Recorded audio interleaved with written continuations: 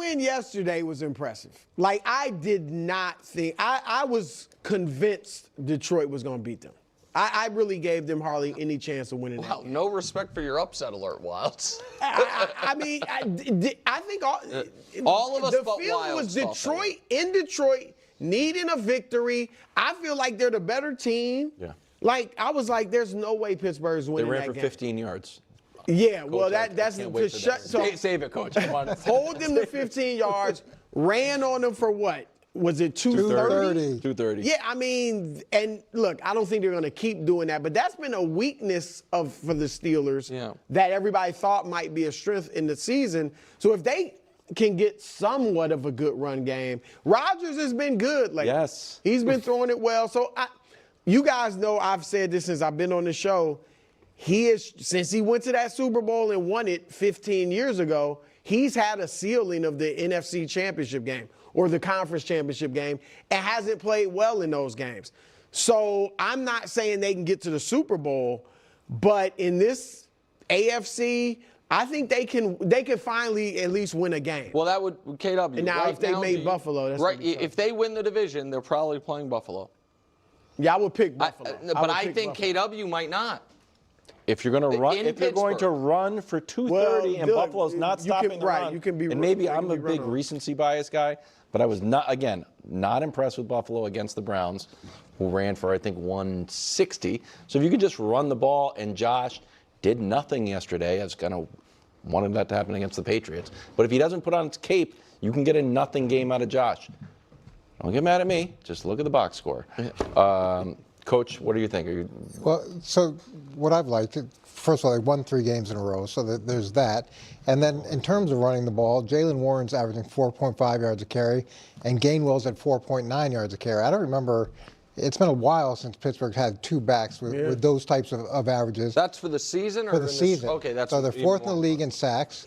Yeah. They're 4th in takeaways, so there's that. And then the Scotty Miller shows up yesterday out of the blue. Adam Thielen, who they Rodgers just picked up. wants old receivers. Well, here's what I'll say about that. You got Valdez, Scantling. So I've talked about this a lot, that this is an older team. And older teams, when they hit the middle of the season, there's this drop-off because, it gets hard. It gets hard for those guys. But as they get up towards the playoffs or into the playoffs, those guys can rise up again. It's like a sort of a... they know the end is near, the light at the end of the tunnel, however you want to look at it. So you can get some great games out of those great players, guys who have historically been great. So the fact that they've got Thielen, Scantling and he have that connection, Scotty Miller showing up out of the blue, like there's some depth to the receiving core that wasn't there that could actually really benefit them moving forward. Listen, I think they're going to get, if it is Buffalo, I think they're going to get absolutely clocked in round 1. However, In their building? in their building. I mean, the Steelers have, the Steelers in the playoffs have not breaking news here, not only have they not won a game, they have gotten beat by double digits more often than it's been a close game. I think they've been down by 21. In almost all of the games, in 6 of 7 or something. With that said, I have to be fair to this. If this last month from Rodgers is the level he's going to be able to play at the rest of the year, this is what it is. He was fine the first 11 games. He's been excellent, and look at the yardage jump. Yeah, that's 60 more yards a game, and the yards per pass from below league average to right above league average. And this was after his worst game. Correct. And here's the other part that I think is critically important for this team. If they beat Cleveland, they get a bye. Week 18, they can rest them. Yeah. They're an old team. They can rest everybody. If they beat Cleveland, Week 18 is meaningless, and Aaron knows it. Aaron said after the game, we're going to go turn on Sunday Night Football and root for the Patriots. He knew that if the Steelers won out. All right, let's unpack this. First, regarding the motivation behind wanting a specific outcome. The primary driver isn't some obsessive fixation on securing a first-round bye above all else. Obviously, any team would welcome that extra week of rest, but let's not overcomplicate it. The core desire is simpler, to clinch the division in the most straightforward manner possible. That's the goal. So I believe we might be reading a little too much into the initial comments. perhaps adding some extra dramatic flair that wasn't necessarily intended. Let's just take a breath and assess the situation calmly. Now to this notion that the Pittsburgh Steelers are destined to get clocked by the Buffalo Bills in the first round. Hold on. Why is there this assumption that a matchup with Buffalo is a foregone conclusion? As of right now, looking at the standings and tiebreakers, the team positioned for that wild card spot is actually the Los Angeles Chargers. Both the Chargers and the Bills have schedules featuring one ostensibly easier game and one tougher contest. The Eagles and the Texans, respectively. If, for instance, the Chargers lose to the Texans, that could propel Houston into the 5th seed. The point is, the seeding landscape is incredibly fluid. Nobody should possess any semblance of certainty about who the Steelers will face in the opening round. Zero confidence. Absolutely none. Maybe it ends up being the Bills, maybe it doesn't. With a couple of teams in the mix, it's essentially a 1 in 3 chance.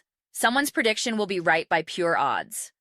But we all need to temper our expectations and slow down the rush to judgment.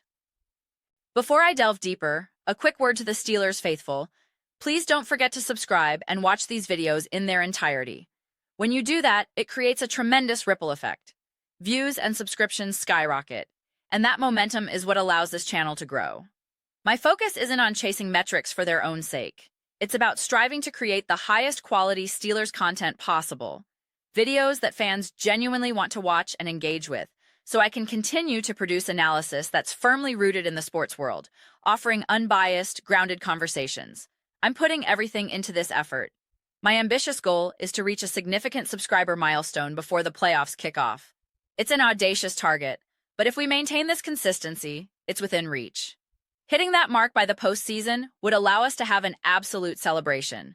Think live streams during games, a truly connected community experience. So, watching the full video and subscribing genuinely makes a difference. Now, back to the football. This question posed is excellent. Is it time to take Aaron Rodgers and the Steelers seriously? The answer is unequivocally yes. In fact, it's been time, which is a point I've been emphasizing for a while now. We have a tendency to overanalyze and shift narratives constantly.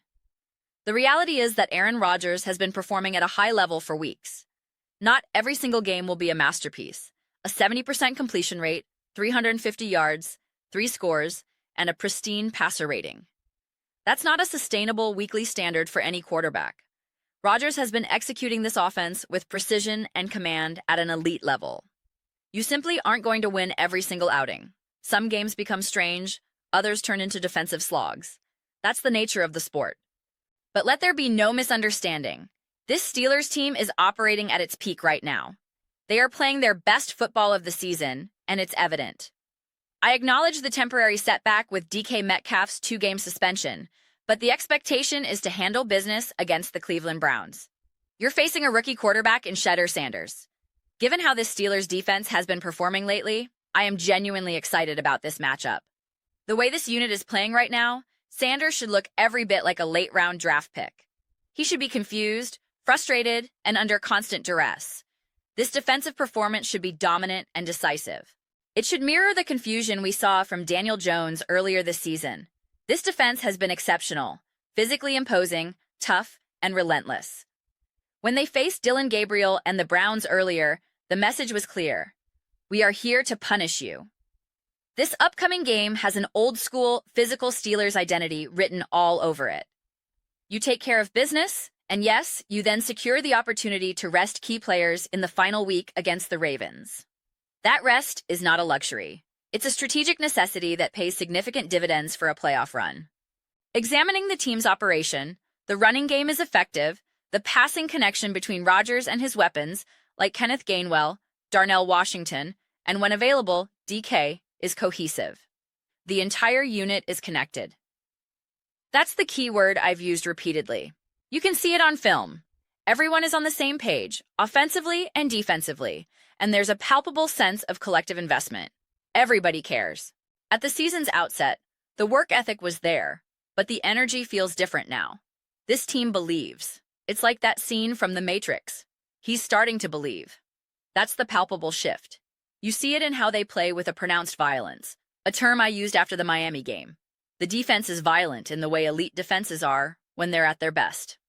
Now, That violent physicality is permeating the offense as well.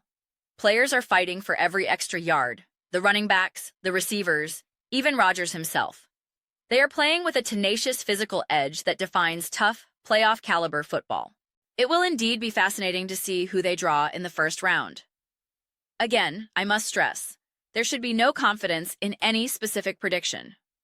The Texans hold a tiebreaker over the Bills. The Chargers currently have a tiebreaker over Buffalo based on conference win percentage, not head-to-head, so it can change. The Chargers play the Texans, the Bills play the Jets, and then the Eagles. The outcomes of these games, along with final week scenarios, like the Chargers facing a Broncos team that may be resting starters, will shake everything out. Houston is in a particularly intriguing position due to that tiebreaker over Buffalo. The point remains, there is zero guarantee about the opponent. This uncertainty matters. I do believe the specific matchup carries weight. Facing a warm weather or dome team like the Chargers or Texans in the cold of Pittsburgh provides a legitimate environmental advantage. Similarly, facing a younger quarterback like Bo Nix or Drake May, who lacks extensive experience in brutal late January playoff conditions, is a different challenge than facing a seasoned veteran. In terms of quarterbacks with proven, bona fide playoff experience in freezing, adverse conditions, you're really looking at Aaron Rodgers and Josh Allen. That experience is a significant factor. We'll see how it all unfolds. I cannot wait. But those are my perspectives. I'd absolutely love to hear yours.